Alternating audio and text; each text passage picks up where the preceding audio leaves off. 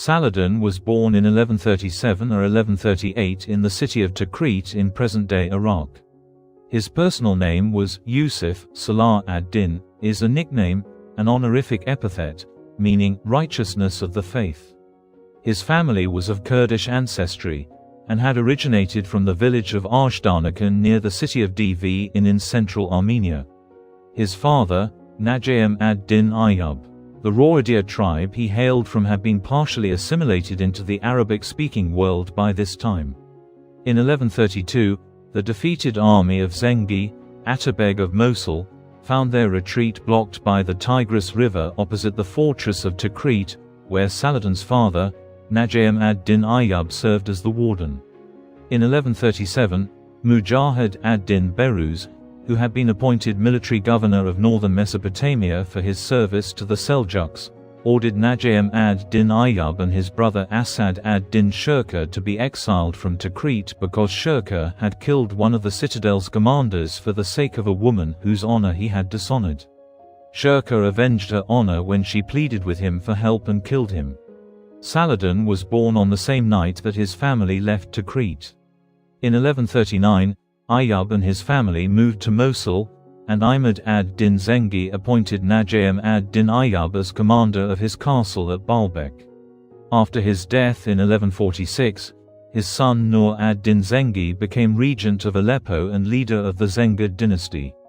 Saladin's early education focused on religious studies. He studied the Quran, Hadith, and Islamic jurisprudence, following the Shafi school of thought. He also received instruction in Arabic, essential for understanding Islamic texts, as well as literature and poetry.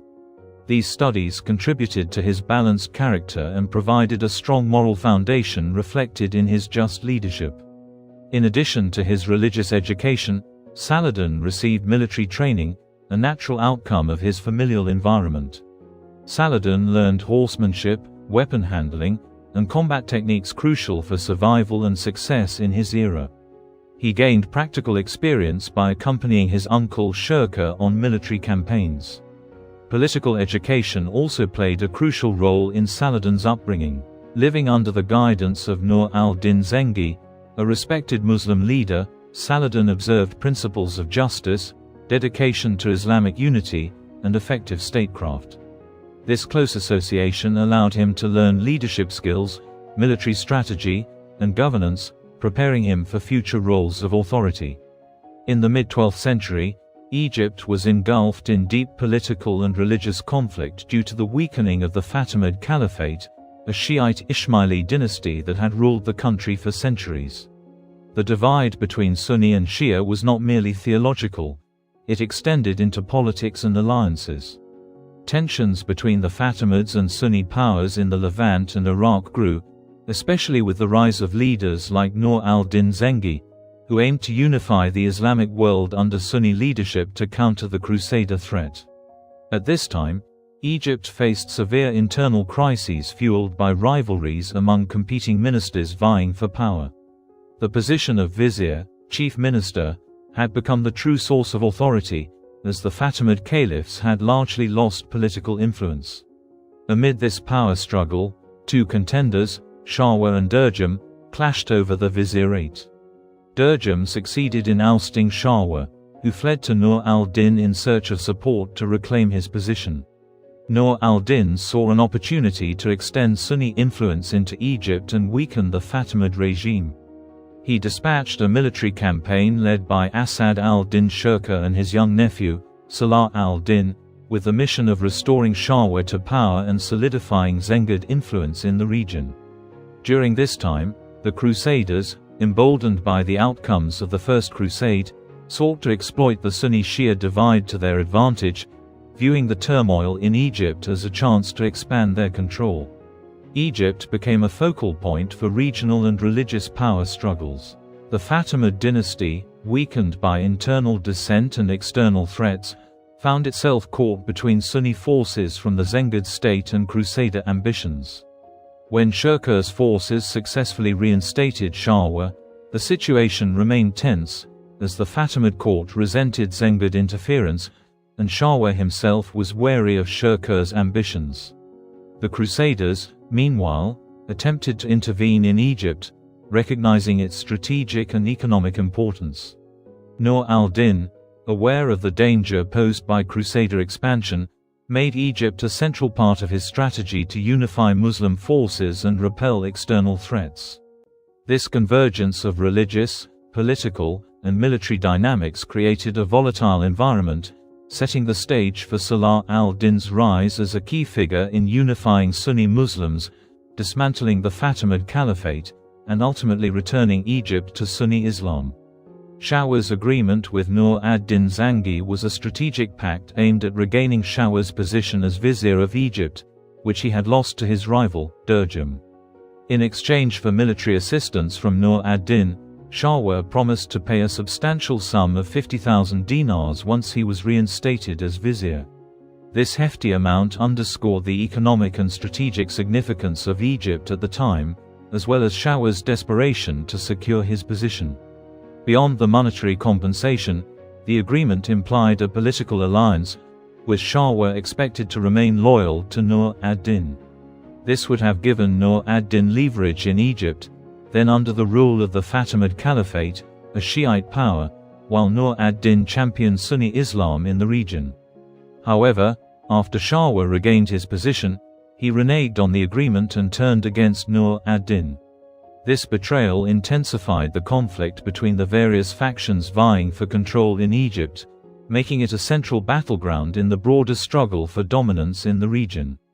After Minister Shawar was reinstated to his position and established his rule, he betrayed Asad al-Din Shirkuh and called upon the Crusaders, who besieged him in Bilbais for 3 months. Asad al-Din had surveyed the country and understood its conditions, but under the pressure of attacks from the Crusader Kingdom of Jerusalem, as well as continuous campaigns on Egypt and the lack of Syrian troops, he was forced to withdraw from the country. News reached Nur al-Din in Damascus, as well as Asad al-Din, regarding Shawar's correspondence with the Crusaders and the agreements reached between them. Both feared that Egypt might fall under Crusader control, thereby giving them control over all surrounding regions. Consequently, Asad al-Din prepared an army and left Damascus, with Nur al-Din sending reinforcements and Salah al-Din, in service of his uncle, Asad al-Din. Asad al-Din's arrival coincided with the Crusaders' entry into the region, leading them to form an alliance with the Fatimids. A major battle ensued in the desert of Giza, known as the Battle of Al-Babein. In this battle, Salah al-Din played a crucial role, as the Fatimid and Crusader forces were numerically superior to the Syrian army. Shirkuh positioned Salah al-Din at the center, believing the Crusaders would attack there, thinking Shirkuh himself would be in the center. Shirkuh took command of the right flank, supported by his brave troops, while the left flank was led by Kurdish leaders. At the battle's outset, the Crusaders launched their attack on the center, which eventually withdrew in an orderly fashion under the assault. Shirkuh then encircled them in a classic pincer movement. Some Western historians argue that the rough terrain, dense sand, and the heavy European horses and armored Crusader soldiers contributed to their defeat, allowing the Syrian army to emerge victorious. Salah al-Din managed to capture one of the Crusader commanders after attacking their flank, specifically the one leading the army of Caesarea. After this victory, Asad al-Din turned toward Alexandria, a city known for its animosity toward Shawar, and its gates were opened to him. However, Amalric of Jerusalem and Shawar quickly reorganized their forces. Despite the heavy losses they had suffered, their army still outnumbered that of Asad al-Din. They imposed a harsh siege on Alexandria, where signs of famine soon began to appear. Faced with this dire situation, Asad al-Din decided to sneak out of Alexandria with a small garrison, leaving Salah al-Din in charge of the city. Asad al-Din then headed toward Upper Egypt, hoping to draw Amalric's forces away from Alexandria. However, Shawar insisted on the strategic importance of Alexandria, and the siege continued. Crusader sources claim that Asad al-Din fled Alexandria when conditions deteriorated and that he initiated negotiations for both armies to leave Egypt without punishing Alexandria's inhabitants for their support. One of the primary reasons Amalric agreed to this deal was Nur al-Din Zengi's raid on the county of Tripoli, which alarmed Amalric about the safety of his territories in the Levant. In contrast, Arab sources state that Asad al-Din separated from Salah al-Din immediately after entering Alexandria and began launching raids in Upper Egypt. When the siege of Alexandria intensified, Asad al-Din advanced toward the city, but the Crusaders intercepted him with a peace offer. He agreed to their terms, which stipulated that both the Crusader and Syrian armies would withdraw from Egypt. Consequently, the Syrian army departed Egypt on August 18, 1167. In 1169, Nur al-Din sent Shirkuh back to Egypt with a military campaign aimed at reclaiming control of the country and removing Shawar, who had become a dual threat. Shirkuh's forces succeeded in entering Cairo after numerous skirmishes, making it clear that Shawar's days were numbered. In the face of increasing pressure, Shawar's reliance on the Crusaders, who had supported him, diminished, leaving him isolated and vulnerable. Shirkuh ordered Shawar's execution, a symbolic move signaling the end of the era of betrayal and the start of a new phase in Egypt's political landscape. However, the transition wasn't without its challenges. Shortly after assuming power, Shirkuh died suddenly due to illness, leaving a power vacuum. This unexpected death paved the way for Salah al-Din. With the support of Nur al-Din's forces, Salah al-Din took over as the vizier. Despite his relatively young age, he embarked on significant political and military reforms, laying the groundwork for his emergence as one of the most influential leaders in Islamic history and for Egypt to become the center of his rule in future conflicts with the Crusaders.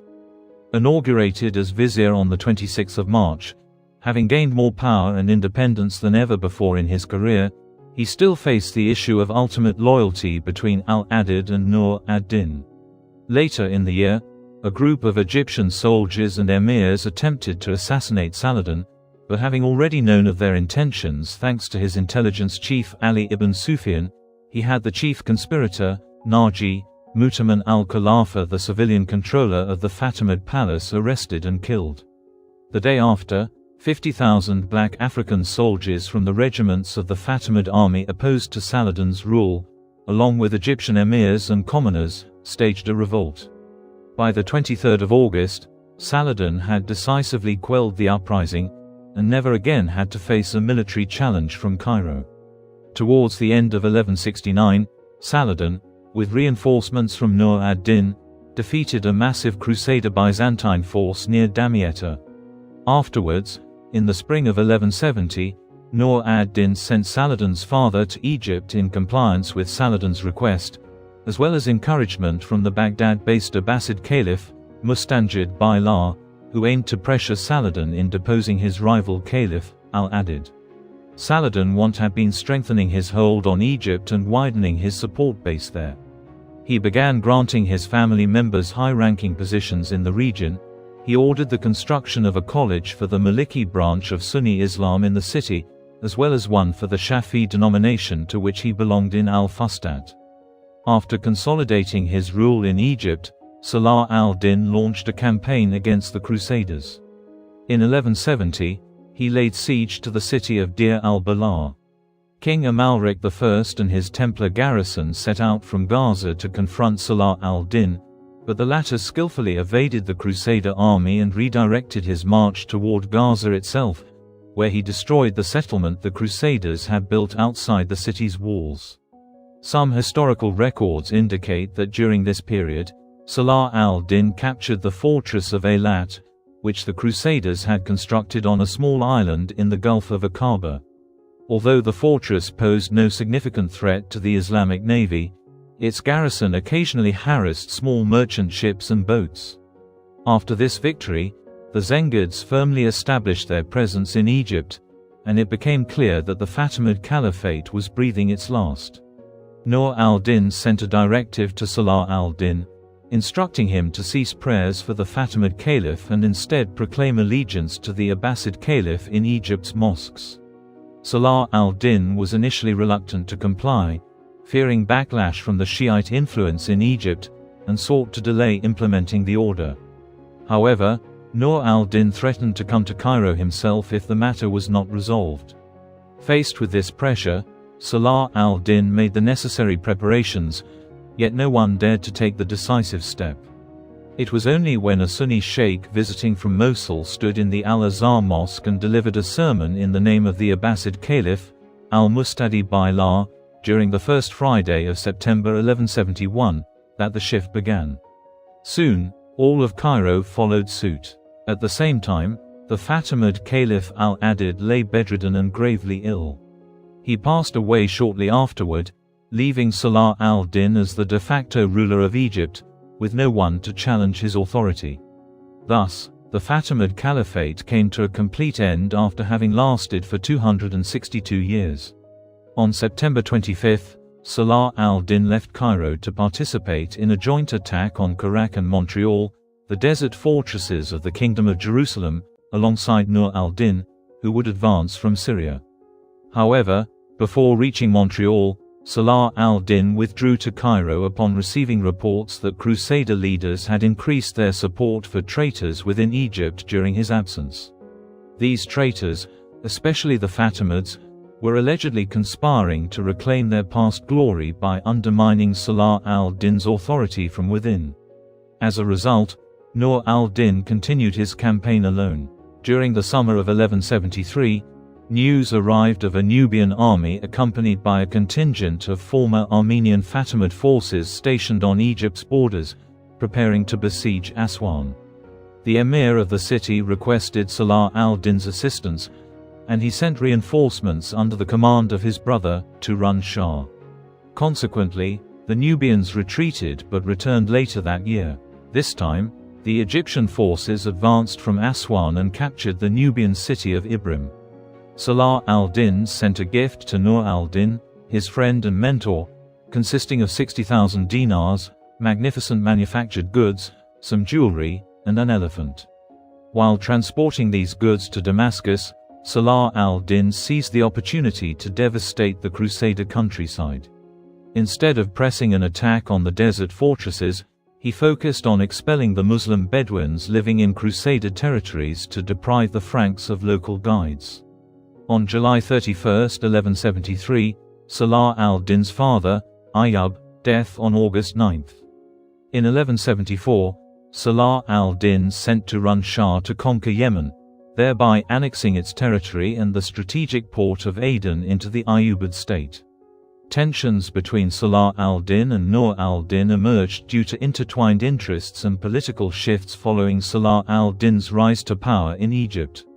In the early summer of 1174, Nur ad-Din was mustering an army, sending summons to Mosul, Diyarbakir, and the Jazira in an apparent preparation of an attack against Salah al-Din. The Ayyubids held a council upon the revelation of these preparations to discuss the possible threat, and Saladin collected his own troops outside Cairo. On the 15th of May, Nur ad-Din died after falling ill the previous week, and his power was handed to his 11-year-old son, Al-Salih Ismail. His death left Saladin with political independence. In the wake of Nur ad-Din's death, Saladin faced a difficult decision. He could move his army against the Crusaders from Egypt or wait until invited by Al-Salih in Syria to come to his aid and launch a war from there.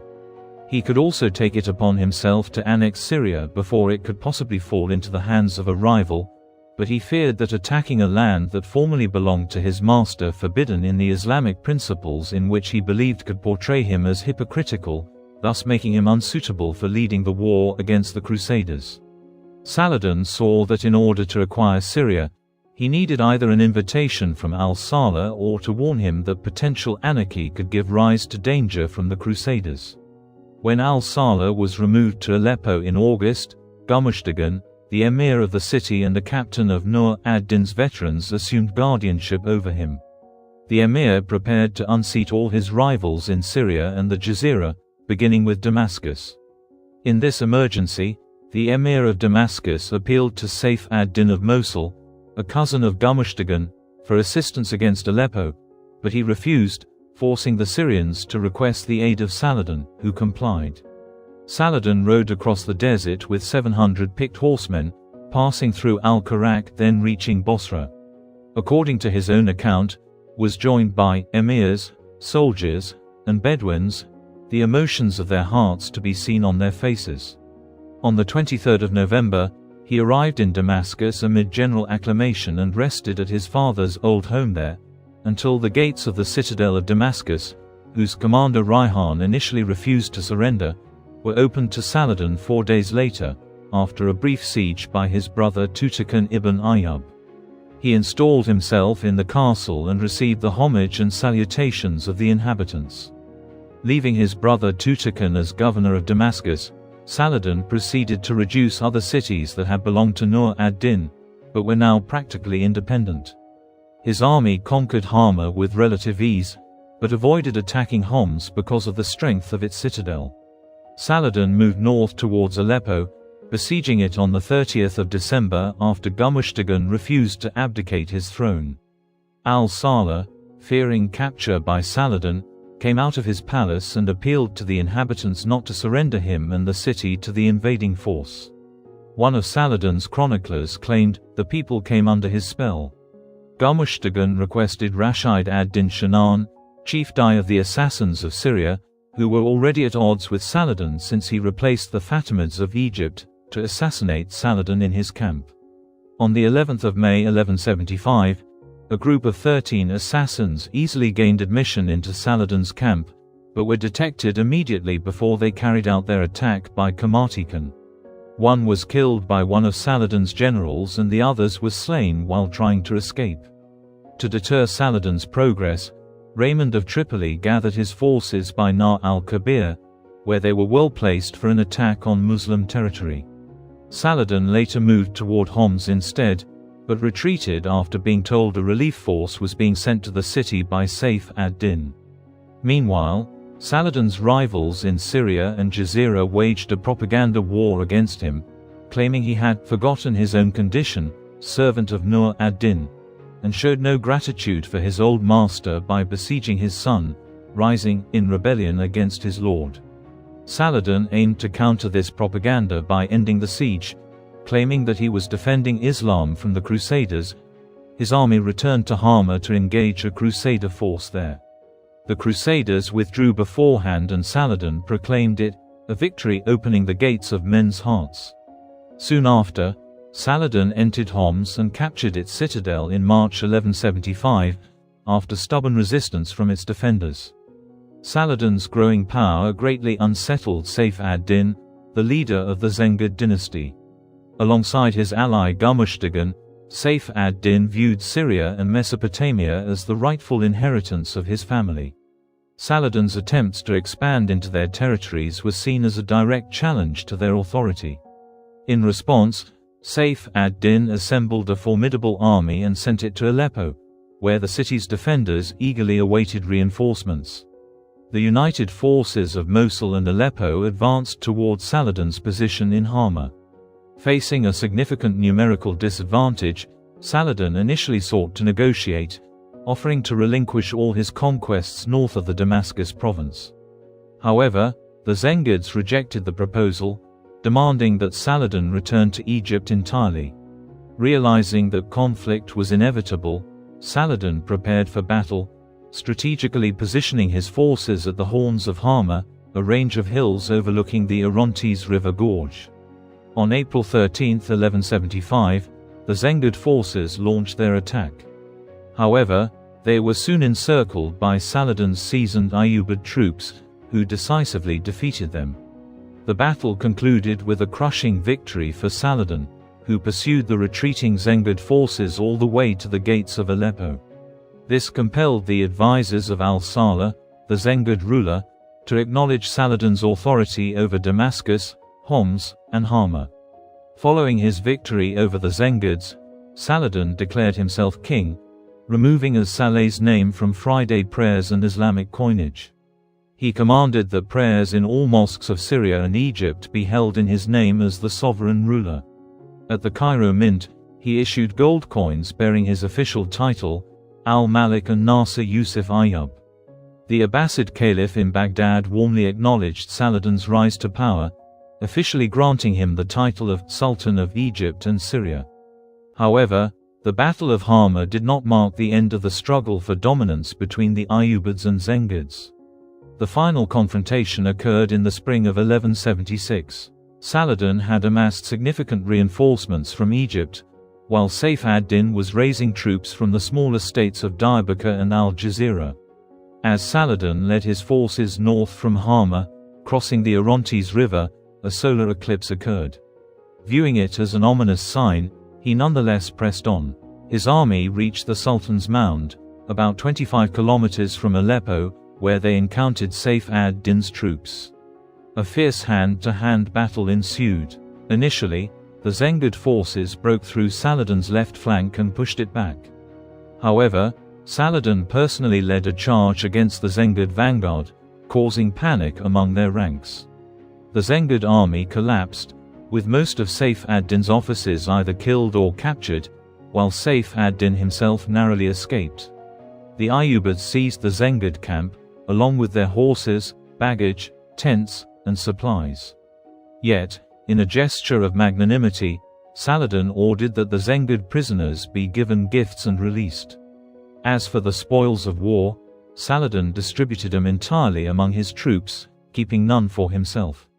Saladin continued his march toward Aleppo, which remained firmly closed to him, and paused his advance before the city. On the way, his army captured Buzar and later took control of Manbij. From there, they moved westward to lay siege to the fortress of Azaz on May 15. A few days into the siege, while Saladin was resting in one of his captain's tents, an assassin infiltrated the camp and attacked him with a knife. Fortunately, Saladin's head armor deflected the blow, and he managed to seize the attacker's hand. Though his gambeson was slashed, he escaped serious injury, and the assailant was quickly killed. This assassination attempt deeply unsettled Saladin, who suspected Gumushtagan and the assassins of conspiring against him. Determined to retaliate, he intensified the siege efforts, and Azaz surrendered on June 21. With this victory, Saladin swiftly redirected his army toward Aleppo to confront Gumushtagan. Although his attacks on the city were repelled, Saladin negotiated a truce and forged a mutual alliance with Aleppo. The agreement allowed Gumushtagan and al-Saleh to maintain their control over the city, while they, in turn, recognized Saladin's sovereignty over the territories he had conquered. The emirs of Mardin and Kiefer, Aleppo's Muslim allies, also acknowledged Saladin as the king of Syria. As part of the treaty's conclusion, al-Saleh's younger sister approached Saladin to request the return of the fortress of Azaz. Saladin honored her request and personally escorted her to Aleppo's gates, presenting her with numerous gifts.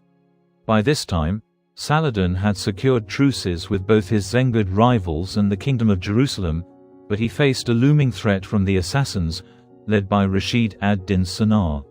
This group, based in the An-Nusayriya Mountains, controlled 9 formidable fortresses built on strategic high ground. In August 1176, Saladin led an expedition into the An-Nusayriya range after dispatching most of his troops to Egypt.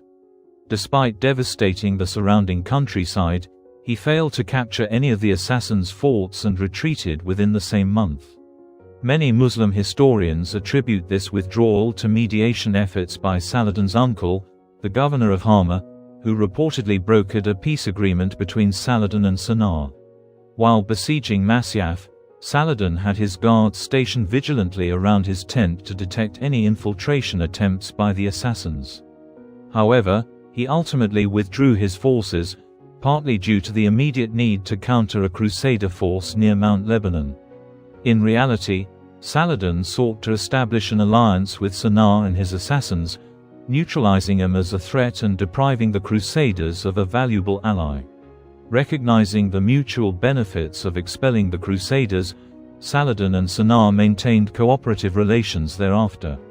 Sanar even dispatched contingents of his forces to support Saladin in several critical battles that followed, further cementing their alliance. After departing the An-Nusayriya Mountains, Saladin returned to Damascus, where he disbanded his Syrian troops, allowing them to return to their homes. He appointed Turan Shah to oversee Syria and departed for Egypt with only his closest followers, arriving in Cairo on the 22nd of September.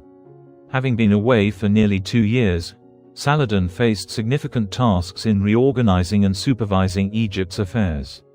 One of his primary efforts was to strengthen and rebuild Cairo's fortifications. The city walls were repaired, and plans for their expansion were set in motion. Construction of the Cairo citadel also began under his orders, including the excavation of the 280-foot deep Yusuf well.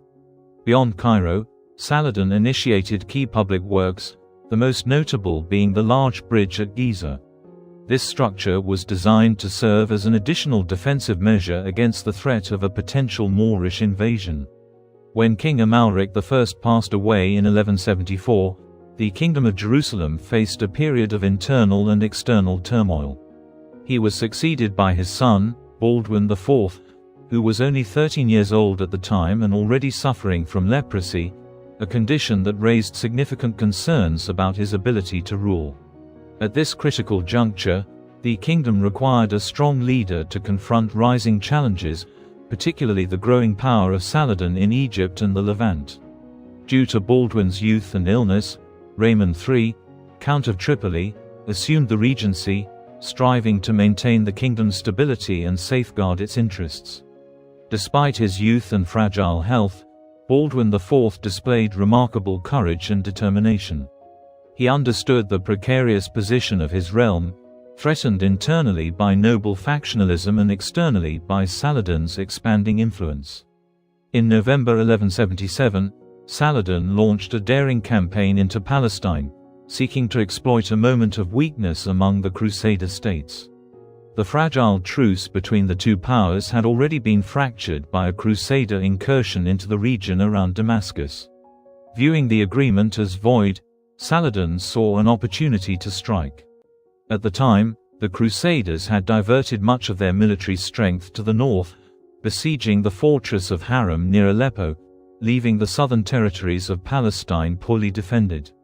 Saladin mobilized an impressive force for the campaign. According to chronicler William of Tyre, his army numbered approximately 26,000 men, including 8,000 seasoned elite troops and 18,000 soldiers from Sudan. This formidable army advanced with confidence, targeting the vulnerable countryside. Saladin's forces marched towards Ascalon, a city he described as the Bride of Syria, a term reflecting its strategic importance and allure. As they pushed deeper into Crusader territory, Saladin's army conducted a series of destructive raids, devastating the surrounding regions. Towns such as Ramla and Lod fell victim to looting and destruction, while smaller detachments spread out, extending their reach perilously close to the very gates of Jerusalem itself.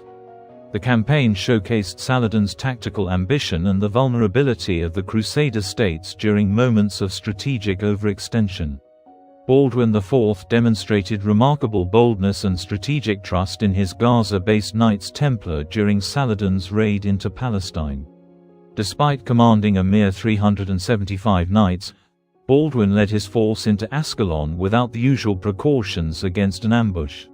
Saladin, aware of the formidable reputation of the Templar generals, refrained from launching a surprise attack, understanding the risks of engaging such highly skilled warriors in unfavorable conditions. The decisive moment came on November 25, 1177, near Ramla, at the Battle of Montgessard. Saladin's Ayyubid forces were caught off guard, with much of the army absent and unprepared for the sudden assault. The Templar Knights, with their disciplined combat style, quickly closed the distance and engaged Saladin's men in brutal hand-to-hand combat. Saladin initially attempted to rally his troops and form a defensive line, but the relentless charge of the Crusaders overwhelmed his forces. His personal bodyguards fell around him, and recognizing the futility of resistance, Saladin made a narrow escape. Mounting a swift camel, he fled with a small group of survivors, retreating to the safety of Egyptian-held territories. The battle was a devastating blow to Saladin's campaign and a testament to the resilience and strategic prowess of Baldwin IV and his Knights Templar. Despite his defeat at Montgessard, Saladin remained determined to confront the Crusaders once more. In the spring of 1178, he stationed his forces near Homs, where sporadic skirmishes broke out between his generals and the Crusader army. His troops in Hama achieved a victory, capturing spoils and prisoners of war, whom Saladin subsequently ordered to be executed. The remainder of the year passed without any significant engagements between Saladin and his enemies as he stayed in Syria. Reports from Saladin's intelligence network revealed that the Crusaders were planning a raid into Syrian territory. In response, Saladin instructed his general Farrukh Shah to monitor the Damascus frontier with a force of 1,000 men. Farrukh Shah was to avoid direct combat, retreat when necessary, and light warning beacons on the hills to signal Saladin, who would then mobilize his forces. In April 1179, Crusaders led by King Baldwin launched a surprise attack on Muslim herders grazing their flocks east of the Golan Heights, anticipating minimal resistance. Baldwin pursued Farrukh Shah's forces recklessly toward Quneitra, where the Crusader army was decisively defeated by the Ayyubids. Following this success, Saladin called for reinforcements from Egypt, requesting his brother Al-Adel to send 1,500 cavalry. During the summer of 1179, Baldwin established an outpost along the road to Damascus, aiming to fortify a strategic crossing over the Jordan River, known as Jacob's Ford. This position, dividing the Benares plain between Muslims and Christians, posed a direct threat to the Muslim territories. Saladin offered Baldwin 100,000 gold pieces to abandon the project, but his offer was rejected. Resolving to eliminate the threat, Saladin relocated his headquarters to Benares and prepared to destroy the fortress, known as Chastelet, defended by Templar knights. When the Crusaders attempted to counter Saladin's forces, their infantry fell behind, leaving them vulnerable. Saladin capitalized on the disarray, rallying his troops and launching a decisive counterattack that captured numerous high-ranking Crusader knights. Afterward, he besieged the fortress, which fell on the 30th of August 1179. By the spring of 1180, Saladin was preparing for an extensive campaign against the Kingdom of Jerusalem. However, King Baldwin, facing internal pressures and resource shortages, sent peace proposals. A severe drought and poor harvests had also strained Saladin's logistical support, prompting him to accept a truce. Raymond of Tripoli opposed the agreement but was forced to comply after an Ayyubid raid on his lands in May and the sighting of Saladin's naval fleet near the port of Tartus. Salah al-Din took advantage of the pause in fighting with the Crusaders and attempted to seize control of Mosul from the remaining Zengids but failed to do so. Instead of Mosul, he succeeded in capturing Aleppo. The Zengid dynasty remained in power in the region until the Mongol invasion in 1250. In 1185, Baldwin IV, known as the Leper King, passed away after a prolonged battle with leprosy. Despite his illness, Baldwin IV demonstrated remarkable military and political acumen during his reign, but he recognized the need for a stable succession to secure the kingdom's future. Due to his declining health, he named his young nephew, Baldwin V, as his successor, with Raymond III of Tripoli serving as regent. However, Baldwin V's reign was short-lived. The young king died under mysterious circumstances in 1186, only a year after ascending the throne. His death plunged the kingdom into a succession crisis. Sibylla, Baldwin IV's sister and Baldwin V's mother, claimed the throne. During the reign of Baldwin IV, his sister Sibylla was married to Guy of Lusignan in 1180. This union was orchestrated by Baldwin IV and key political advisors, aiming to secure a strong alliance for the Kingdom of Jerusalem. However, the marriage was controversial from the start, as many nobles viewed Guy as incompetent and ill-suited for leadership. Baldwin IV later grew disillusioned with Guy's ability to lead, especially after his failure in military campaigns, and distanced him from political and military authority. Despite this, Sibylla remained loyal to her husband, showcasing her determination and steadfast commitment to their union, even in the face of growing opposition from influential nobles such as Raymond III of Tripoli. This marriage laid the groundwork for the succession disputes that would follow Baldwin IV's death, as Sibylla and Guy's position in the kingdom polarized the nobility and undermined unity at a time when the Crusader states faced mounting external threats, particularly from Saladin's ascendant forces. After all this, Guy of Lusignan became the king of Jerusalem. In 1187, tensions between Muslims and Crusaders reached a breaking point due to ongoing provocations, particularly by Reynaud de Chatillon, who attacked Muslim trade caravans and pilgrim routes, enraging Saladin. Unifying the Muslim forces under his leadership, Saladin laid siege to the city of Tiberias, prompting King Guy de Lusignan to lead the Crusader army on a grueling march in the scorching summer heat to confront the Muslims. Saladin capitalized on the Crusaders' exhaustion and lack of water, setting an ambush at the strategic site of Hattin. The battle occurred on July 4, where Saladin's forces decisively defeated the Crusaders, inflicting heavy casualties and capturing many. Saladin captured Reynaud de Chatillon and personally executed him in retribution for his attacks on Muslim caravans. Members of these caravans had pleaded for mercy by invoking the truce between Muslims and Crusaders, but Reynaud ignored them, insulted the Prophet Muhammad, and tortured and killed some of them. Upon hearing of this, Saladin vowed to execute Reynaud personally. Guy of Lusignan was also captured. When he witnessed Reynaud's execution, he feared he would be next. However, Saladin spared his life, saying of Reynaud, "It is not the custom of kings to kill kings, but this man exceeded all limits, and thus I treated him accordingly." In the aftermath of Saladin's monumental victory at the Battle of Hattin, most Crusader cities fell under his control. Determined to recapture Jerusalem, Saladin preferred a peaceful surrender, offering generous terms to avoid unnecessary bloodshed. However, the defenders within Jerusalem, led by Balian of Ibelin, refused his initial proposals, vowing to destroy the city and its sacred sites rather than surrender. The siege began in September 1187, and Saladin's forces gradually tightened their hold. Balian, realizing the futility of resistance, negotiated terms, threatening to massacre Muslim prisoners and demolish Islamic holy sites unless the city's inhabitants were granted safe passage. After consulting his council, Saladin agreed to these demands. On October 2, 1187, Jerusalem surrendered. The terms allowed for a ransom to be paid for each resident's freedom, set at an unusually low rate. Saladin, demonstrating clemency, permitted many families unable to pay their ransom to leave freely.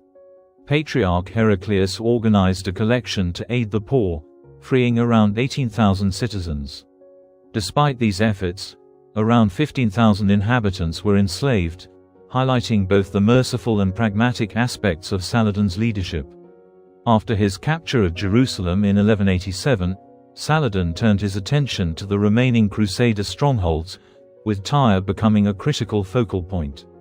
Tyre, located on the coast of modern-day Lebanon, remained the last major Crusader city not under Muslim control. Strategically, its capture would have been logical for consolidating Saladin's hold over the region. However, Saladin prioritized Jerusalem due to its unparalleled religious significance to Islam. Tyre was commanded by Conrad of Montferrat, whose leadership and fortification efforts ensured the city's defense. Saladin's forces launched 2 sieges against Tyre, but Conrad's steadfast resistance thwarted both attempts, leaving the city under Crusader control. In 1188, at Tortosa, Saladin made a calculated move by releasing Guy of Lusignan, the former king of Jerusalem, and returning him to his wife, Sibylla. Guy traveled to Tripoli and Antioch before making an attempt in 1189 to reclaim Tyre as a base for the Crusader kingdom. However, Conrad, disputing Guy's legitimacy as king, refused him entry. Undeterred, Guy shifted his focus to Acre, setting the stage for a new chapter in the Crusader struggle. The Third Crusade was launched in response to the fall of Jerusalem to Saladin in 1187. The capture of the Holy City by Muslim forces triggered outrage throughout Europe, leading to widespread calls for a new crusade. Pope Gregory VIII issued a call to arms, urging Christian leaders to reclaim Jerusalem and restore Christian control over the Holy Land. One of the key figures of the crusade was King Richard I of England, known as Richard the Lionheart, who became the most prominent and recognizable leader. Richard was a skilled military leader, known for his bravery and determination. Alongside him was Philip II of France, though their relationship soon became strained due to disagreements over strategy and leadership, leading to Philip withdrawing from the campaign. Frederick Barbarossa, the Holy Roman Emperor, also played a crucial role, but his army was decimated when he drowned while crossing a river in Asia Minor, leading to the collapse of his forces. The Crusaders besieged the city of Acre, a major port city that had fallen to Saladin in 1189. After a prolonged siege, the Crusaders managed to capture Acre in July 1191, despite heavy casualties. However, tensions between Richard and Philip led to Philip withdrawing from the crusade, leaving Richard to continue alone. Richard launched a campaign to capture key coastal cities, including Jaffa, but his efforts to capture Jerusalem ultimately failed due to strong Muslim defenses and his own inability to breach the city. In 1192, a truce was reached through the Treaty of Jaffa, which allowed Christians limited access to Jerusalem under Muslim control. The Third Crusade ended without fully reclaiming Jerusalem, but it secured Christian control over key coastal cities, marking a significant yet partial success for the Crusader states in the region.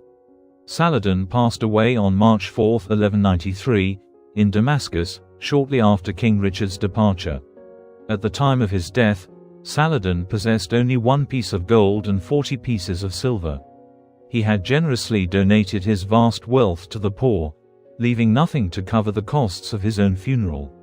Saladin was buried in a mausoleum located in the garden outside the Umayyad Mosque in Damascus, Syria. Although the state founded by Saladin did not last long after his death, Saladin is regarded in the Arab and Islamic consciousness as the liberator of Jerusalem. With the rise of Arab nationalism in the 20th century, particularly in the context of the Arab-Israeli conflict, Saladin's heroism and leadership gained renewed significance.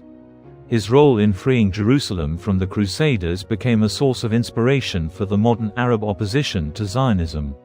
His character has been depicted in epic poems, historical narratives, and national education curricula in Arab countries.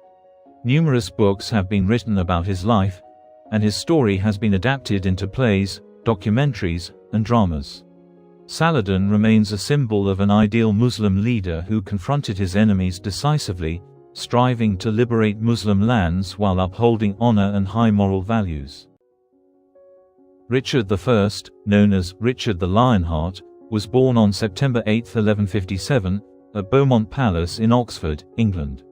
His father, King Henry II, born in 1133, was the first king of the Plantagenet dynasty that ruled England. Henry was an ambitious and strong-willed ruler who inherited the crown of England and a vast empire known as the Angevin Empire. This empire included England, Normandy, Anjou, and Maine in France, along with other territories in southern France. Henry II was renowned for his political acumen and legal reforms, which became the foundation of the modern English legal system. He was practical yet often ruthless, leading to conflicts with many people around him, including members of his own family.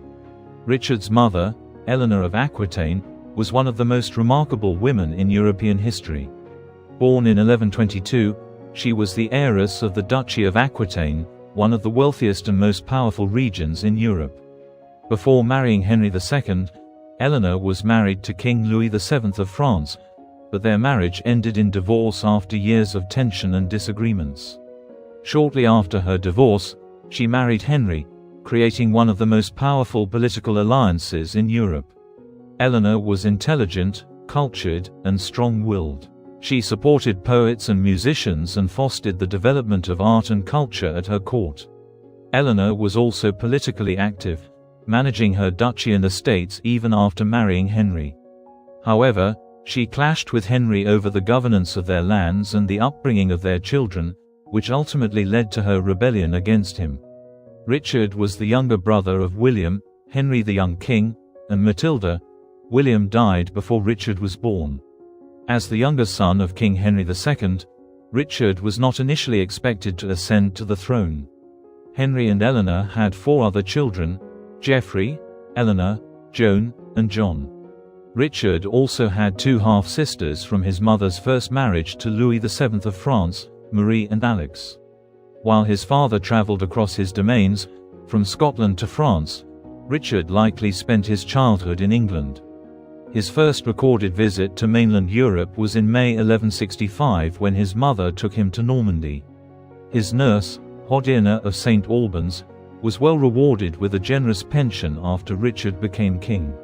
Little is known about Richard's education.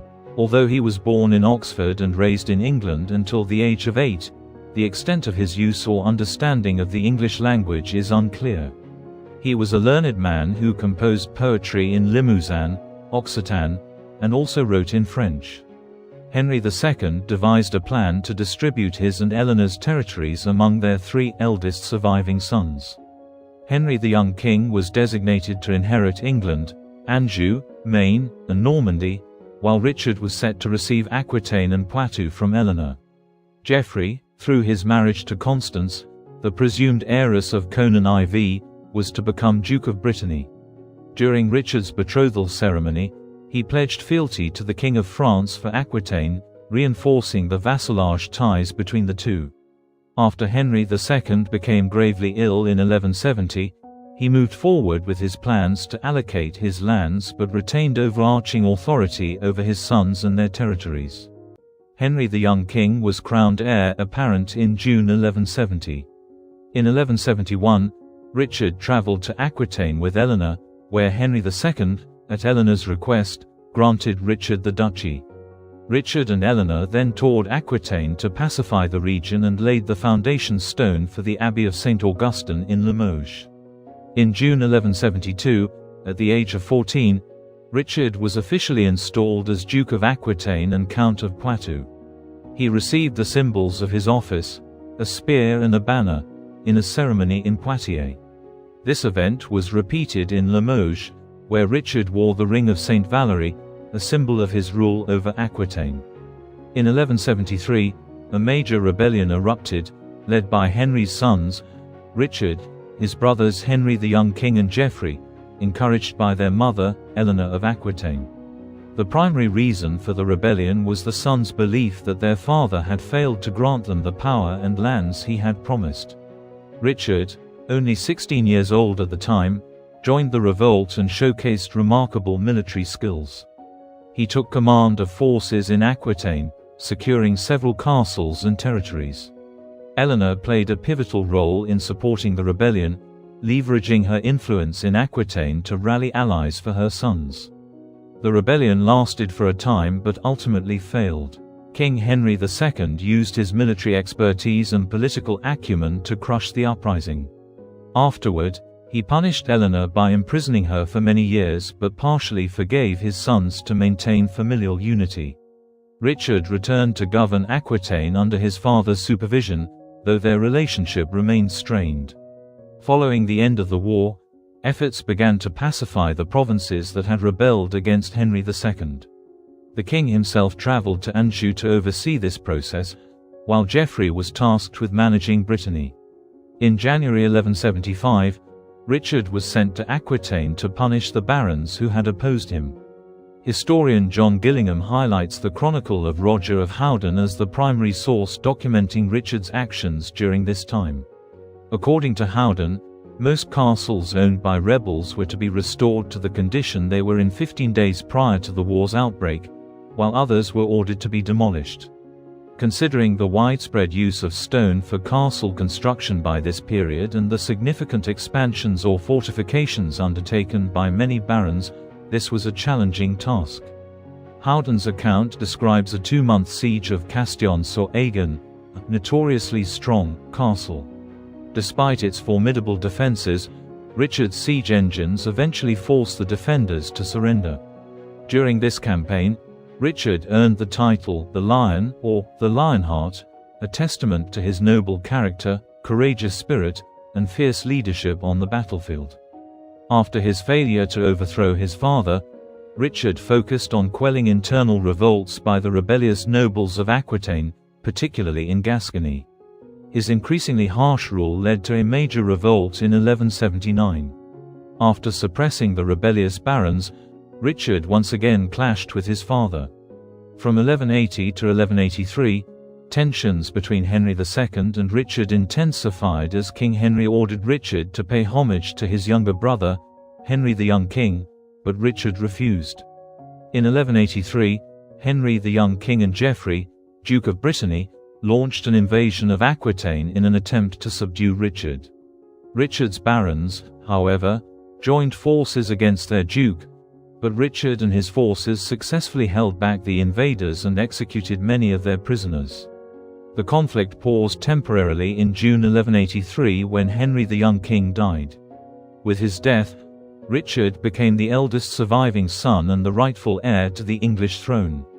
King Henry II then demanded that Richard relinquish Aquitaine, intending to give the province to his youngest son, John. Richard refused, and the conflict between father and son persisted. This refusal ultimately led Henry II to bring Queen Eleanor out of prison. He sent her to Aquitaine, demanding that Richard surrender his lands to his mother, who would regain control over those territories. In 1187, aiming to strengthen his position, Richard formed an alliance with Philip II, the 22-year-old son of Eleanor's ex-husband Louis VII. Following news of the disastrous Battle of Hattin, Richard took the cross at Tours alongside other French nobles. In return for Philip's support against his father, Richard paid homage to Philip in November 1188. On the 4th of July 1189, Richard and Philip's forces defeated Henry II's army at Balance. In the aftermath, Henry agreed to name Richard as his heir apparent. 2 days later, Henry II died in Chinon, and Richard ascended to the thrones of England, Normandy, and Anjou. According to Roger of Howden, Henry's corpse bled from the nose in Richard's presence, a sign believed by some to indicate that Richard had caused his father's death. The First Crusade, 1096 to 1099, was driven primarily by religious zeal, the desire to reclaim Jerusalem, and concerns over the growing power of Muslim forces in the Holy Land. The Crusaders were motivated by promises of spiritual rewards, including indulgences and the hope of salvation, as well as the appeal of territorial conquest. Pope Urban II's call at the Council of Clermont urged European knights and peasants to join in a holy war to protect Christian pilgrims and recapture Jerusalem from Muslim control. The Crusaders, divided into several armies, faced numerous challenges, including the harsh terrain of Anatolia, conflicts with the Byzantine Empire, and internal divisions. They managed to capture key cities like Antioch and Jerusalem after a prolonged siege. The Siege of Jerusalem in 1099 was particularly brutal, culminating in the massacre of its inhabitants. The Crusaders established Crusader states, including the Kingdom of Jerusalem, Antioch, and Tripoli, creating a Christian foothold in the region.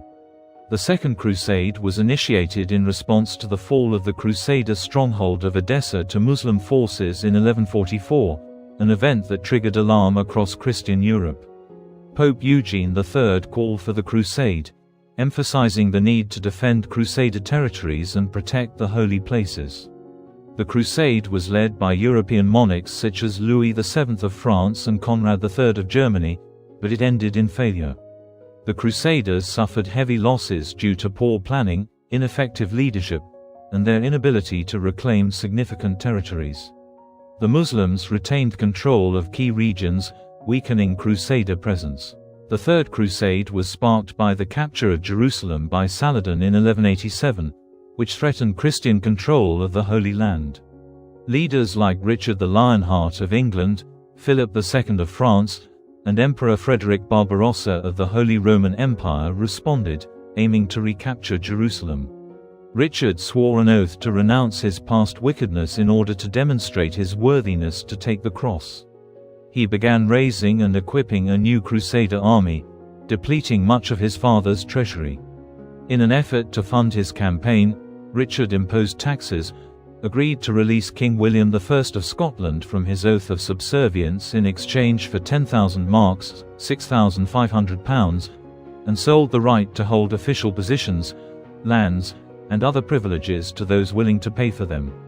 Those already appointed were compelled to pay substantial sums to retain their posts. Before embarking on his crusade, Richard made key arrangements for the governance of his continental domains. He confirmed his father's appointment of William Fitz-Ralph as Seneschal of Normandy and named Payne de Rochefort, an Angevin knight, as Seneschal of Anjou. After organizing the part of his army left to defend his French territories, Richard departed for the crusade in the summer of 1190. In September 1190, Richard and Philip II arrived in Sicily. Following the death of King William II of Sicily in 1189, his cousin Tancred had seized power despite the legal claim of Constance, wife of Henry VI, Holy Roman Emperor. Tancred had also imprisoned William's widow, Queen Joan, Richard's sister, and withheld the inheritance she was entitled to under William's will.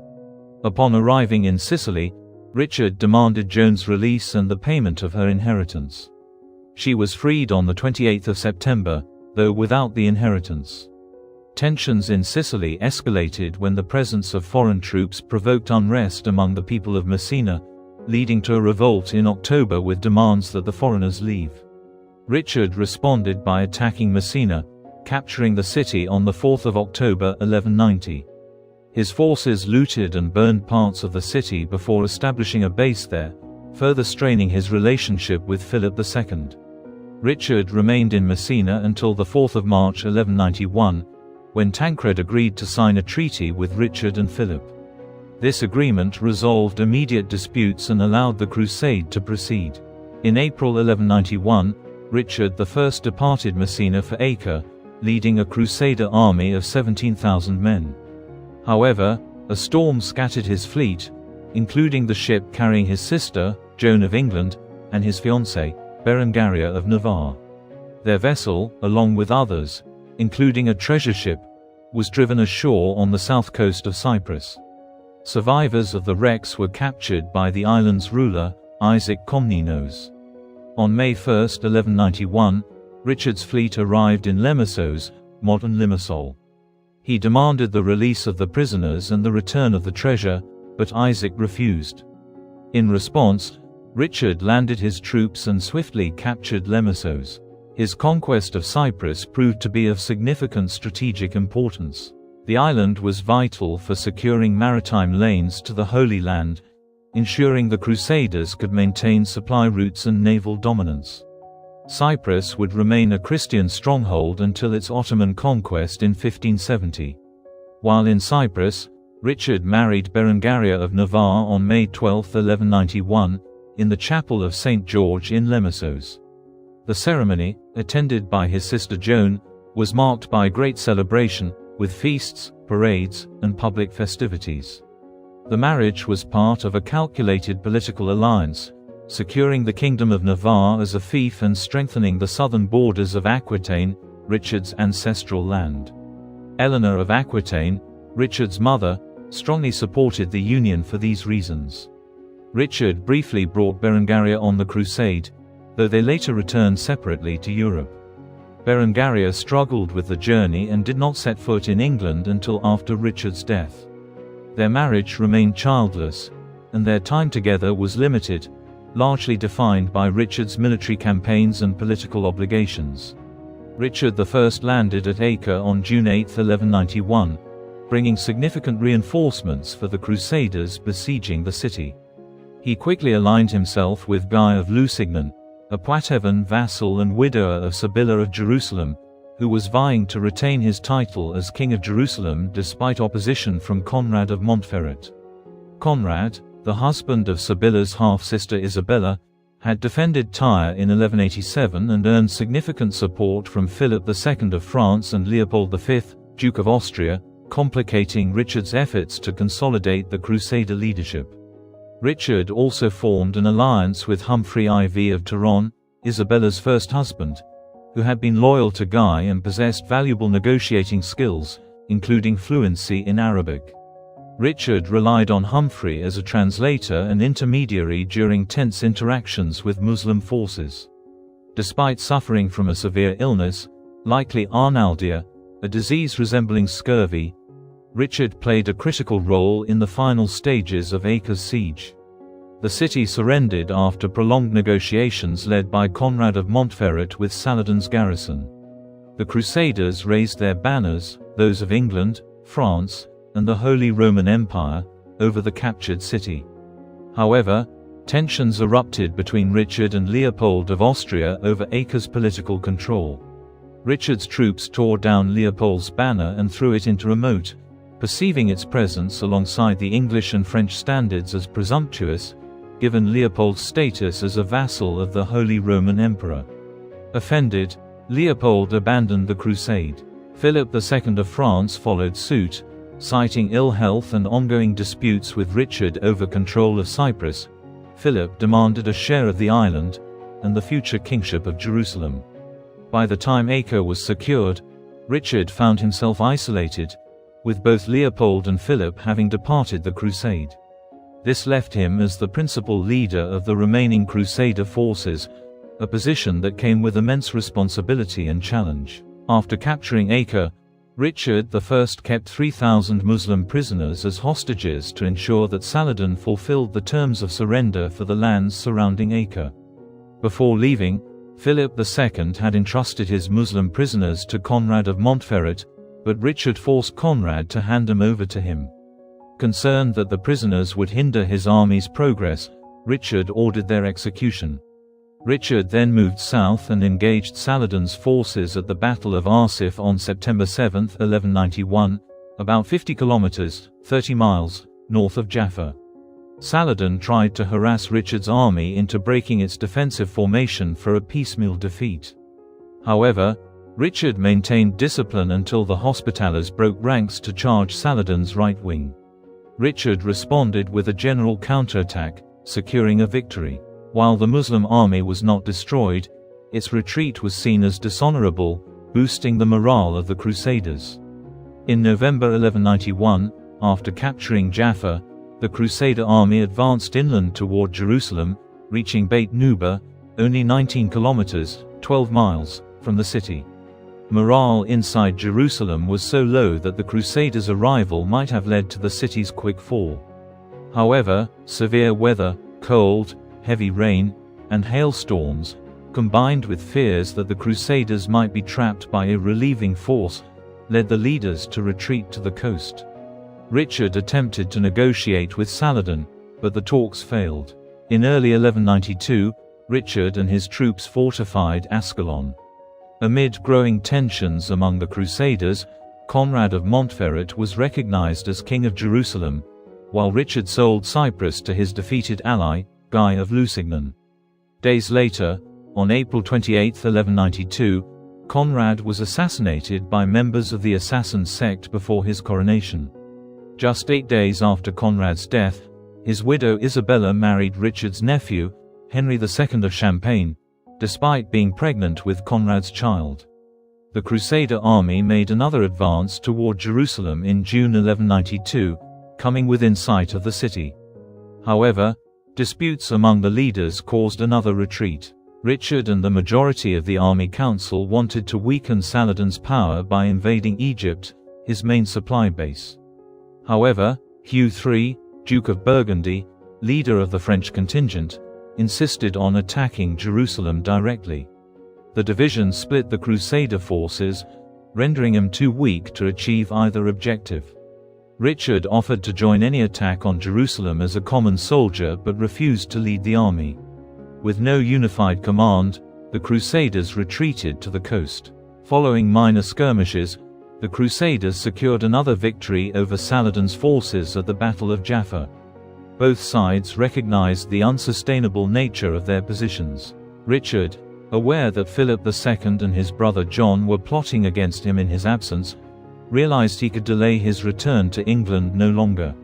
Meanwhile, Saladin's army had suffered repeated defeats, undermining morale. On September 2, 1192, Richard and Saladin negotiated a settlement that demolished the fortifications of Ascalon, granted Christian pilgrims and merchants access to Jerusalem, established a 3-year truce.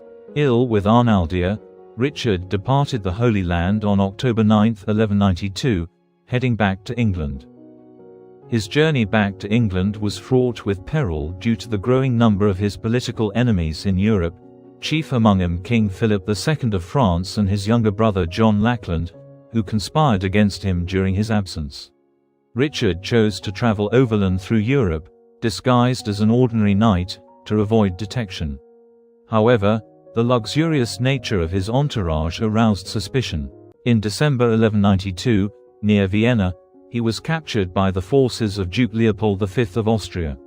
The animosity between Richard and Leopold stemmed from an incident during the Crusade when Richard insulted Leopold by ordering his banner removed from the walls of Acre. After his capture, Richard was handed over to Emperor Henry VI, who saw an opportunity for political leverage and financial gain.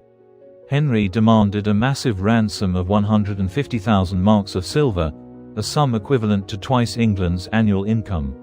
The incident caused significant political turmoil in England, where John allied with King Philip II in an attempt to seize the throne. Meanwhile, Queen Eleanor of Aquitaine, Richard's mother, worked tirelessly to secure her son's release. The ransom was raised through heavy taxation, the sale of royal and church lands, and substantial public contributions, demonstrating the extraordinary lengths England went to for their king's freedom. Even in captivity, Richard displayed remarkable political acumen, forging alliances with Emperor Henry VI and thwarting the schemes of Philip and John. After 14 months in custody, the ransom was paid, and Richard was released in February 1194. During Richard's absence, his brother John, with the support of Philip II, revolted. One of Philip's key conquests during this period was a part of Normandy called Norman Vexin, which bordered French Vexin. Despite the betrayal, Richard eventually forgave John upon their reunion and named him as his heir, replacing their nephew Arthur, who had claimed a portion of Richard's lands. On the 11th of March 1194, at Winchester, Richard was crowned a second time, in order to nullify the shame of his captivity and to reinforce his authority. Upon his return, Richard began his efforts to reclaim the lands in Normandy that had been lost during his absence. The Château de Gisors had fallen to the French in 1193, creating a gap in Normandy's defences. In search of a new castle to defend this region and serve as a base for his campaign, Richard identified a naturally defensible position atop a high ridge overlooking the river Seine, an important transport route, in the manor of Andely. Despite the terms of the Treaty of Louviers, December 1195, between Richard and Philip II, which prohibited either king from fortifying this location, Richard had other plans. He intended to build the massive Château Gaillard. Richard attempted to negotiate with Walter de Coutances, Archbishop of Rouen, for the manor of Andely, but the archbishop, concerned about the war damage to other lands belonging to the diocese, was unwilling to sell it. When Philip II laid siege to Aumale in Normandy, Richard grew impatient and seized the manor himself, despite the archbishop's protests. The Catholic Church responded by issuing an interdict, forbidding church services in the Duchy of Normandy. This interdict remained in place when construction began on Château Gaillard. However, in April 1197, after Richard made substantial land gifts to the archbishop and the Diocese of Rouen, specifically 2 manors and the port of Dieppe, Pope Celestine III lifted the interdict. Richard was determined to counter Philip's ambitions over contested Angevin territories like the Vexin and Berry, dedicating all his military prowess and substantial resources to the conflict with the French king. He formed an alliance against Philip, enlisting the support of Baldwin IX of Flanders, Renaud, Count of Boulogne, and his father-in-law, King Sancho VI of Navarre, who launched raids on Philip's lands from the south. Due to these and other strategic maneuvers, Richard achieved several significant victories over Philip. At the Battle of Fréteval in 1194, shortly after Richard returned to France from his captivity and fundraising efforts in England, Philip fled, leaving behind his entire archive of financial audits and documents, which Richard captured and utilized to his advantage. In March 1199, Richard was in Limousin, dealing with a revolt led by Viscount Imrv of Limoges. Despite it being Lent, he devastated the Viscount's land with fire and sword. He laid siege to the small, virtually defenseless castle of Châlus-Chabrol. On the 26th of March 1199, Richard was struck in the shoulder by a crossbow bolt, which led to a severe infection and ultimately gangrene. On the 6th of April 1199, Richard died in the arms of his mother, marking the end of his life on earth. His death had a profound impact on the English kingdom, as his younger brother John ascended to the throne, facing significant challenges in maintaining control and reclaiming lost territories in France. Thank you for watching. I hope you found this video helpful and inspiring. If you enjoyed it, don't forget to give it a thumbs up and subscribe for more content like this. Share your thoughts in the comments below, and let me know what topics you'd like to see next. Until then, keep striving for success, and see you in the next video.